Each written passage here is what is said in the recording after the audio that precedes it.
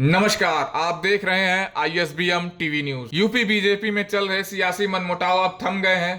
जिन केशव प्रसाद मौर्य ने बीते कुछ दिनों पहले यूपी से लेकर दिल्ली तक मोर्चा खोल दिया था, अब वही मुख्यमंत्री योगी आदित्यनाथ के तारीफों के पुल बांध रहे हैं। यूपी में सहायक शिक्षक भर्ती मामले में उत्तर प्रदेश सरकार ने फैसला किया है कि अब वे इलाहाबाद हाईकोर्ट की लखनऊ बेंच का फैसला मानेंगे और नई मेरिट लिस्ट जारी करवाएंगे। इस फैसले में हाईकोर्ट ने माना था कि आरक्षण में कुछ गड़बड़ी हुई है। इसी के साथ शिक्षकों ने फैसला लिया है कि अब वे सुप्रीम कोर्ट का रुख करेंगे। मध्य प्रदेश की राजधानी भोपाल में एक अग्निवीर सैनिक ने कर्ज से निजात पाने के लिए अपने कुछ साथियों के साथ मिलकर ज्वेलरी शॉप से लूटे 50 लाख। इस लूट में शामिल मोहित नाम का शख्स एक अग्निवीर सैनिक है, जिसकी तैनाती अभी पठानकोट में है। फिलहाल वो रक्षाबंधन के मौके पर घर आया हुआ था। इस मामले में अब तक 7 लोग गिरफ्तार हो चुके हैं। कोलकाता रेप केस मामले में ऑटोप्सी रिपोर्ट सामने आई है, जिससे पता चला है कि पीड़िता के शरीर पर 16 जगह घाव के निशान थे और रिपोर्ट्स में एक से ज्यादा बार रेप के भी निशान मिले हैं। इस मामले में पीड़िता के नाखून से मिले खून और मांस की भी जांच होगी, जो संजय रॉय से मैच करवाई जाएगी। उदयपुर में जिस छात्र को चाकू से मारा गया था, उस छात्र ने आज दम तोड़ दिया है। उस छात्र का नाम देवराज था।